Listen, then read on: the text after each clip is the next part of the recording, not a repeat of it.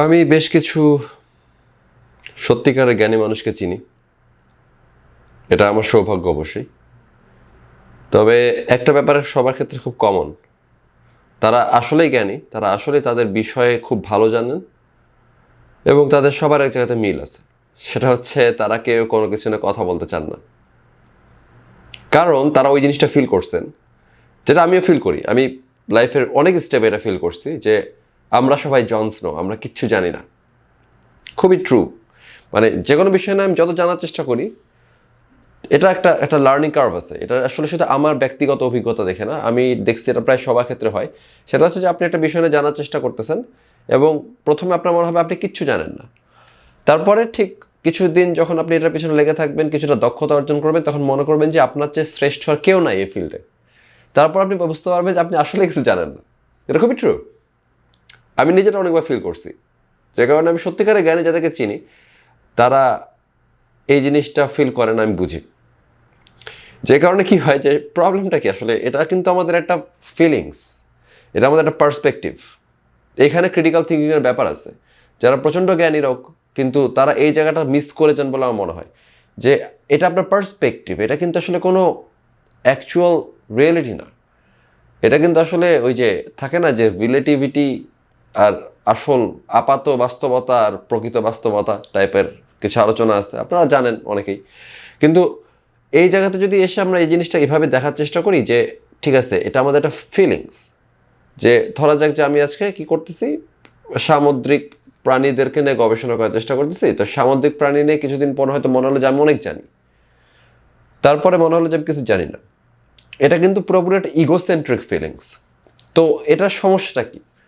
প্রত্যেকটা জ্ঞানী লোককে দেখবেন বা যাদের মাথায় মোটামুটি মাল মশলা আছে, তারা এই জন্য সবসময় এই মোটামুটি চুপচাপ থাকেন। এই কারণে একটা খুবই প্রচলিত কথা গজাইছে যে জ্ঞানীরা অত্যন্ত বিনয়ী হয়ে থাকেন, বা বিনয় আসলে জ্ঞানীদেরই একটা বৈশিষ্ট্য। আসলে ব্যাপারটা এরকম না। ব্যাপারটা হচ্ছে তারা ওই জিনিসটা ফিল করেন দেখে তারা খুব একটা কথা বলতে চান না, কারণ তারা মনে করেন যে কথা বলার যোগ্যতা তাদের নাই। এখানে একটা ছোট্ট সমস্যা হয়ে যায়, কারণ তারাই বেশি লাউড, তারাই বেশি কথাবার্তা বলে যারা খুবই কম জানে। বেশিরভাগ ক্ষেত্রে, সব ক্ষেত্রে এমনটা না। কিন্তু এই জিনিসটা যে হচ্ছে, এটা সবাই আমরা জানি, কিন্তু এটার একটা সামাজিক প্রভাব আছে। যে আমাদের জ্ঞানী মানুষরা সবাই চুপ থাকবে, তারা মনে করবে কি যে আমরা শুধু জার্নালে কিছু একটা পাবলিশ করার চেষ্টা করব, যদি আমার ফিল্ডের জ্ঞানীরা সেটা যোগ্য মনে করে তাহলে তারা এটাকে ছেড়ে দেবে পাবলিশ করার জন্য, না হলে দিবে না। ফাইন, অবশ্যই সেটা করবেন, কিন্তু সেটা তো সব দিক না। এটা তো শুধুমাত্র আপনার নিজস্ব ফিল্ডের নিজস্ব যে কাঠামোটা আছে সেটার একটা দিক। কিন্তু সমাজের প্রতি আমাদের যদি দায়বদ্ধতা কিছু থেকে থাকে, সেটা হচ্ছে যে আমাদের কথাবার্তা বলতে হবে। তো জ্ঞানীদের কথা না বলা দুইটা কারণ। একটা হচ্ছে তারা ফিল করেন যে তারা খুব একটা বেশি জানেন না, একই সাথে তারা মনে করেন যে তারা কিছু বলতে গেলে তারা ভুল বলতে পারেন, যেটার হয়তো নেগেটিভ ইম্প্যাক্ট পড়তে পারে। দুইটা খুব লেজিট রিজন। কিন্তু আমাদের বোঝা দরকার যে যারা মোটামুটি জ্ঞান অর্জন করেছেন জীবনের সময়টা দিয়ে, অনেক মানুষই অনেক কাজ করে নিজেদের জীবন পার করছেন, তাই না? এবং বেশিরভাগই গুরুত্বপূর্ণ। সবাইকে খুব জ্ঞান অর্জন করতে হবে তা না। যারা জ্ঞান অর্জনের জন্য জীবনের 30 বছর 40 বছর দিয়ে দিচ্ছেন, তাদের থেকে আমি কখনোই তাদেরকে ছোট করে দেখি না। যারা 15-16 বছরের পরে সরাসরি একটা কোনো স্পেসিফিক ফিল্ডে যে তারা আসলে জ্ঞান অর্জনটাকে সেকেন্ডারি জায়গাতে রেখে ব্যবসা করছে বা অন্য কিছু করছে, সেটা ভালো, এটা আমাদের দরকার সমাজের জন্য বা অর্থনীতির জন্য। কিন্তু যারা 40টা বছর জ্ঞান অর্জন করতে দিয়ে দিচ্ছেন, যারা 30 বছর জ্ঞান অর্জন করতে দিয়ে ফেলছেন, আপনাদের কাছ থেকে আমরা কিছু জিনিস পাই, আমাদের কিছু এক্সপেকটেশন আছে ভাই অথবা আপু। তা হচ্ছে যে আপনারা আপনাদের কথা কেন বলবেন না? ঠিক আছে, আপনি হয়তো এখনও যথেষ্ট জানেন না, কিন্তু আপনি কখনোই যথেষ্ট জানবেন না। এটা কখনোই সম্ভব না। আমি কখনোই যথেষ্ট জানবো না, তাই বলে আমি কথা বলবো না? মানে বেশিরভাগ মানুষ কিন্তু কথা বলেন না। যেমন আমার পরিচিত যতজন খুব এনার্জেটিক লোকজন আছেন, তারা কথাবার্তা খুব বলতেও জানেন, কিন্তু তারা কখনোই পাবলিকলি কিছু বলতে চান না। তার কারণ হচ্ছে যে তারা ওই ধরনের দুটা ইয়ের মধ্যে আটকে যান। তবে ব্যাপারটা হচ্ছে যে যদি আপনারা কথা না বলেন, তাহলে আমাদের যে একটা মূর্খদের যে একটা বিশাল লাউড নয়েজ আছে, ঠিক আছে, হতে পারে আমি ভুল বলতেছি, হতে পারে তারা ভুল বলতেছে, কিন্তু ট্রাস্ট মি অন দিস, যে বেশিরভাগ ক্ষেত্রে দেখবেন কি আপনি যেটা ভুল বলতেছেন সেটা অ্যাটলিস্ট বেটার, চিন্তার খোরাক দিচ্ছে অন্যদের কাছে। একটা মূর্খ যখন খুবই লাউড হয়ে কথাবার্তা বলতেছে এবং মিলিয়ন ভিউ পাচ্ছে, তার চাইতে আপনি একটা কথা বলেন। আপনি হয়তো কিছু ভুল করবেন, আপনি হয়তো জানেন যে আপনি কম জানেন, কিন্তু আপনার চাইতেও কম জানে এরকম অনেক মানুষ আছে। তাদের জন্য আপনি চিন্তা খোরাক দিতে পারতেছেন, এটা একটা ইম্প্যাক্ট আছে। যেমন আমার মেইন আইডিটা কিন্তু এখন বন্ধ, 1 মাসের জন্য আবার রেস্ট্রিকশনে চলে গেছে। আমি এখন আমার এই ছোট্ট পেজ থেকে মাত্র 1000 লাইক আছে পেজের মধ্যে, খুব বেশি হলে 40-50 জনের কাছে যাচ্ছে আমার ভিডিও বা কথাবার্তা। আমি কি চুপচাপ বসে আছি? আমি চুপচাপ বসে নাই কেন? মানে এখানে আসলে আমার গেইনটা কি? এমন না যে আমার আইডির ফলোয়ার বাড়বে, যেটা বেশি মানুষ বলে যে ভাই আপনার ফলোয়ার বাড়ানোর জন্য মনে হয় সব বলেন না। এখানে আমার গেইনটা কি আসলে? মানে আমি আসলে এগুলা করলে বা এই ধরনের কথাবার্তা বললে আমার কী লাভ হইতেছে? এই 1000 লাইকের পেজে আমার মানুষের কাছেও আমি পৌঁছাতে পারতেছি না। এমন না যে খুব বেশি আমার ব্যক্তিগত জীবনে উন্নতি হবে। আমাকে যদি 500-600 জন এসে লাইক দেওয়া যাইতেন বা ফলো করে যাইতেন, তাহলে হয়তো আমার পার্সোনাল লাইফে কিছু উন্নতি হইতো। কিন্তু সেটা তো হচ্ছে না, তাই না? কিন্তু কথা বলাটা খুবই গুরুত্বপূর্ণ। এই জিনিসটা যখন আপনি বুঝতে পারবেন, তখন আপনি কিছুটা প্রজ্ঞার দেখা পাবেন। মানে জ্ঞান আর প্রজ্ঞা কিন্তু আলাদা জিনিস। সো এই প্রজ্ঞার দেখা যখন আপনি পাবেন, তখন বুঝতে পারবেন যে কথা বলাটা কথা না বলার চাইতে বেটার। এবং শূন্য মানুষের কাছে কথা বলার চাইতে 40 জনের সামনে কথা বলাটাও বেটার। এই যে আমি আপনাদের সাথে কথা বলতে চাই, যে প্রত্যেকটা ভিডিও এই পেজ থেকে যখন পোস্ট করি, হয়তো আমি কখনো এটা শো করি না, কিন্তু আমি এক্স্যাক্টলি জানি যে মাত্র 30 জন মানুষ এই ভিডিওটা দেখবেন, এবং 30 জনকে আমি প্রচণ্ড রকম ভ্যালু করি। এমন হতে পারে যে আপনারা আমার সাথে একমত, এমন হতে পারে আপনারা আমার সাথে একমত না, জাস্ট আমাকে গালি দিতে পেজ ফলো করতেছেন, বাট স্টিল আমরা একটা ডিসকাশনের মধ্যে আছি। এই মুহূর্তে যারা ভিডিওটা দেখতেছেন, তারা কিন্তু একটা ডিসকাশনের মধ্যে আছেন। আমি আপনাদের উদ্দেশ্যে কথা বলতেছি, আপনারা শুনতেছেন। যদি আপনার কিছু বলার থাকে, আপনি সুন্দর মতো এসে কমেন্টে লিখতে পারবেন। এই জিনিসটা খুব দরকার। যারা মোটামুটি জ্ঞান অর্জন করতে সারাটা জীবন দিচ্ছেন, তারা শুধুমাত্র পেপারে জিনিস লিখবেন, সেখান থেকে বাকি আগায় যাবে। অবভিয়াসলি সেটা আপনার ফিল্ডের জন্য উপকারী, কিন্তু এটা সমাজের জন্য যতটুকু উপকারী পরোক্ষভাবে, তার চাইতে অনেক বেশি করতে পারতেন আপনারা। মানে আপনাদের যতটুকু পটেনশিয়াল আছে করতে পারা, সেটার থেকে আপনারা হয়তো 10% করতেছেন, এবং আপনাদের ফিল্ডে যেটা পটেনশিয়াল আছে সেটা হয়তো আপনি 100% করতেছেন। কিন্তু সামাজিক পটেনশিয়াল অনুযায়ী আপনারা এত কম করলে তো সমস্যা। অ্যাটলিস্ট 3 লাইনের পোস্টটাও লিখেন, অ্যাটলিস্ট একটা 2 মিনিটের ভিডিও হলো পোস্ট করেন। আপনি কি ভাবতেছেন সেটা নিয়ে আলোচনা হোক। হতে পারে আপনার ভিডিও দেখবে না 300 মানুষ, হতে পারে আপনার ভিডিও মানে আপনার লাইফে কোনো কিছু চেঞ্জ আনবে না, তাদের লাইফে কিছু চেঞ্জ আনবে না, এটা কোনো ব্যাপার না। কিন্তু যখন আপনি কথা বলা শুরু করবেন, তখন দেখবেন যে একটা ম্যাজিক হইতেছে। যে আজকে আমরা কথা বলতেছি, আপনি যদি কথা বলেন, আপনি যদি কমেন্ট করেন, আমি যদি কথা বলি, অন্যরা যদি কথা বলা শুরু করেন, তাদের ওখানে যদি অন্যরা কমেন্ট করেন, হতে পারে যে মাত্র 5 জন দেখছে একটা ভিডিও, হতে পারে যে মাত্র 2 জন কথা বলছে, হতে পারে যে একজনও কথা বলে নাই, কিন্তু আপনার থট আপনি ছড়াই দিতে পারছেন। এটা ইম্পর্টেন্ট এই কারণে, কারণ ডাইভার্সিটিটা প্রথম কথা হচ্ছে যে কিছু হবে কি হবে না, তার চাইতে বড় ব্যাপার হচ্ছে ডাইভার্সিটি ছড়াইতে হবে।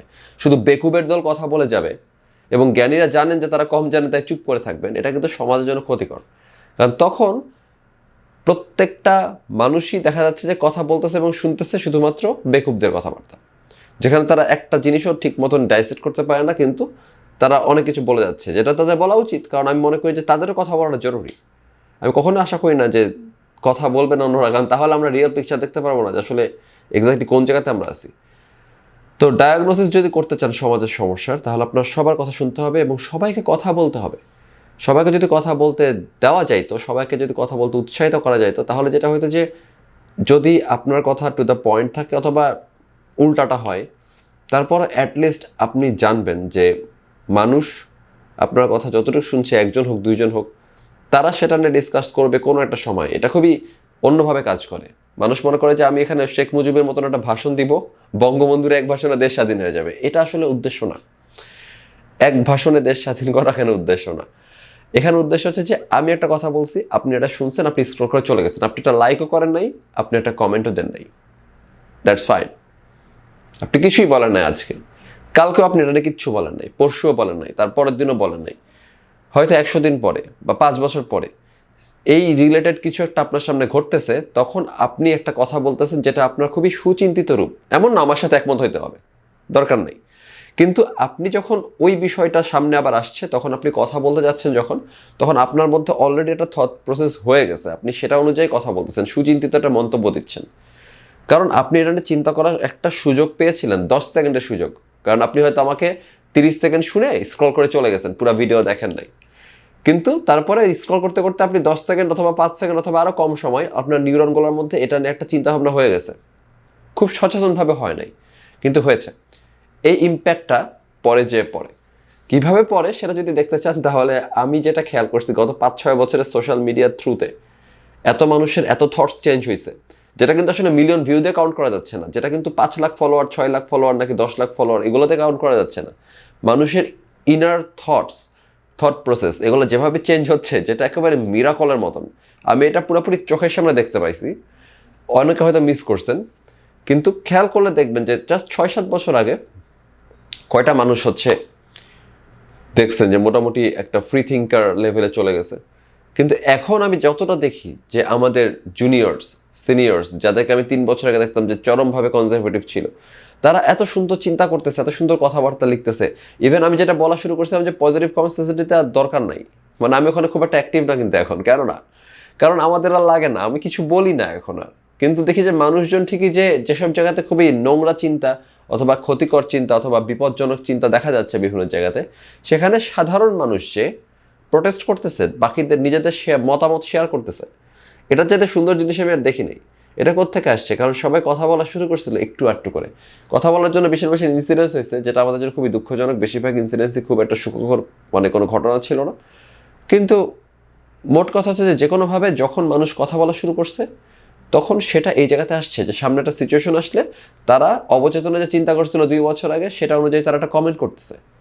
এই কারণে আমরা অনেকেই ওদের কাছে ডেঞ্জারাস হিসাবে বিবেচিত, মানে যারা হচ্ছে চায় না যে মানুষ কথা বলুক, চিন্তা করুক, সেটা যা নিয়েই করুন না কেন, তারা অনেকেই আমাদেরকে ডেঞ্জারাস হিসেবে চিন্তা করে। কারণ হচ্ছে যে আমরা কি করছি, আমরা জাস্ট কিছু কথা বলছি, হয়তো একটা ক্যামেরা অন করে 2টা কথা বলছি, এবং বেশিরভাগ কথাবার্তা আমি বলছি দেশের মাটিতে বসেই। মানে এমন না যে আমি এখানে খুব বেশি এক্সট্রিমিস্ট কথাবার্তা বা খুবই এক্সট্রিম লেভেলে চলে যাবে এরকম টাইপের আলোচনা আমি করিই না বাইরে আসার পর থেকে। কারণ মানে ভিডিওর সামনে, অ্যাটলিস্ট ক্যামেরার সামনে আমি এরকম কিছু বলি নাই, কিন্তু ক্যামেরার সামনে আমি এই ধরনের কথা অনেক বলছি যেগুলো অনেক মানুষের গায়ে লাগতে পারে, অনেক মানুষের কাছে অনেক এক্সট্রিমিস্ট মনে হতে পারে, যেগুলা আমি দেশে বসেই করছি। কিন্তু এতটুকুতে কেন মানুষজন আমাদের বিপজ্জনক ভাবতেছে? কারণ এটা খুব ইম্পর্টেন্ট যে আপনি কথাবার্তা বলতেছেন। এবং আমাদের এত, মানে আমার যেটা সবচেয়ে বড় দুঃখ যে আমি যে কমিউনিটিকে চিনি, যেখানে এতজন আছেন যারা প্রচণ্ড রকমের জ্ঞানী, প্রচণ্ড রকমের তথ্য রাখেন, জানেন এবং অনেক কিছু অনেক চমৎকারভাবে ক্রিটিক্যালি বিশ্লেষণ করতে পারেন, তারা সেই বিশ্লেষণগুলো শুধুমাত্র ড্রয়িং রুমে করেই ক্ষান্ত দেন। কারণ তারা মনে করেন যে পাবলিকের সামনে বলার মতন যে প্রসেস, যে মেথড, সেগুলো তো আমরা মেনটেন করতে পারি। তাদের চিন্তা ভাবনাটা ওখান থেকে বের হচ্ছে না যে সব কিছু একাডেমিয়া না, সব কিছু রিসার্চ ফ্যাসিলিটি না। কিছু জিনিস আছে যেগুলো কমপ্লিটলি সামাজিক, কিছু জিনিস আছে যেমন আমরা একটা গ্লোবাল সোসাইটির অংশ। আপনি যে কোনো কিছু ফিল করলে সেটা আপনার 600 কোটি মানুষের সামনে বলা উচিত, এবং বিশেষ করে যদি আপনি ভুল চিন্তা করেন, ভুল বুঝেন, সেটাই বলা উচিত। এই যে একটা ব্যাপার আছে যে আমরা ঠিক না হলে 100% ঠিক না হলে বলবো না কিছু, সেটা কিন্তু উচিত না। যেমন একটু আগে আমি একটা পোস্ট ডিলিট করছি যেখানে সৌম্য লিটনকে নিয়ে মানুষজন খোঁচা দেয় দেখে আমি কি করলাম, মুশফিক আর রিয়াদকে নিয়ে একটা খোঁচা দিয়ে পোস্ট দিলাম। অবশ্যই আমি লাস্টের লাইনে একটা পরিষ্কারভাবে উল্লেখ করার চেষ্টা করছি যে আপনাদের এটা খারাপ লাগতেছে, সেভাবে অন্যদেরও খারাপ লাগে, এটা বলে আমি মিন করার চেষ্টা করছি যে দুইটার একটা আসলে সঠিক কাজ না। কিন্তু পরে আমি যখন আজকে পোস্টটা পড়তেছিলাম তখন মনে হচ্ছিল যে আমি অতটা ক্লিয়ারলি বলি নাই যে দুইটার একটা সঠিক কাজ না। অনেকেই মনে করতে পারেন যে আমি আসলে রিয়াদ অথবা মুশফিককে ব্যাশ করার জন্য বা তাদের আইডেন্টিটি নিয়ে বা তাদের কাজ কামে ব্যাশ করার জন্য পজিটিভ, বাট আমি সেটাও চাই না যে কেউ তাদেরকে নিয়ে তাদের আইডেন্টিটি ব্যাশ করুক। আমি জাস্ট কম্পারেটিভ একটা থট প্রসেস আনার জন্য বলছিলাম যে হ্যাঁ, লিটনদেরকে নিয়ে বললে এরকম লাগে, মুশফিক আর রিয়াদকে নিয়ে বললে এরকম লাগার কথা আপনাদের, বাট এটা বলা উচিত না। যেটা আমার সমস্যা ছিল, যেটা আমার ভুল ছিল, এবং আমি পোস্ট ডিলিট করে দিছি।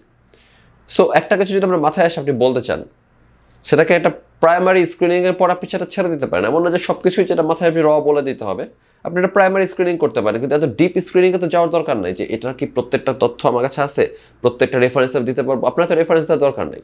অ্যাটলিস্ট আপনি কি ভাবতেছেন, কি ফিল করতেছেন, একজন একাডেমিক হিসাবে, একজন রিসার্চার হিসাবে অথবা একজন মানুষ হিসাবে যে সারা জীবন জ্ঞান চর্চা করছেন, সেটা আমরা জানতে চাই।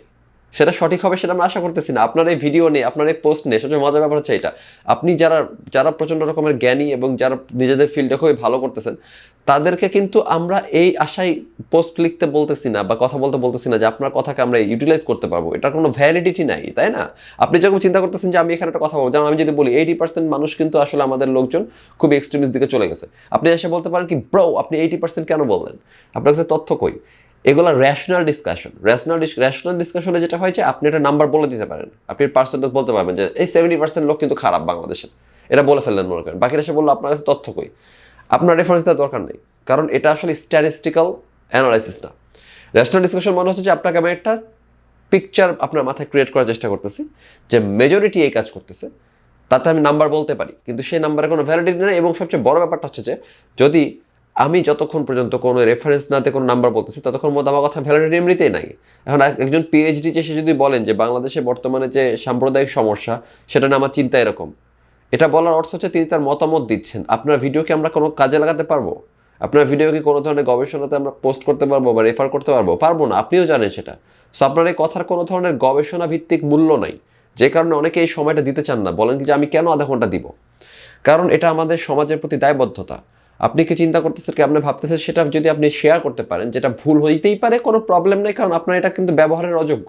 আমরা শুধু শুনতে পারি আপনার অপিনিয়ন হিসেবে, কিন্তু এটাকে আমরা কোনো ধরনের গবেষণার কাজে, শিক্ষার কাজে কোনো জায়গাতে ব্যবহার করতে পারবো না। জাস্ট অপিনিয়ন, যেমন আমি যেগুলো বলতেছি এগুলোকে আপনি গবেষণার কাজে ব্যবহার করতে পারবেন?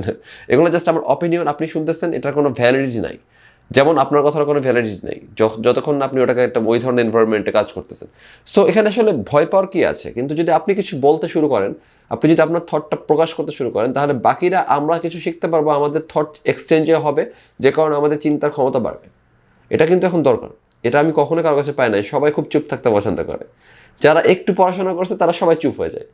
খুবই দুঃখজনক ঘটনা।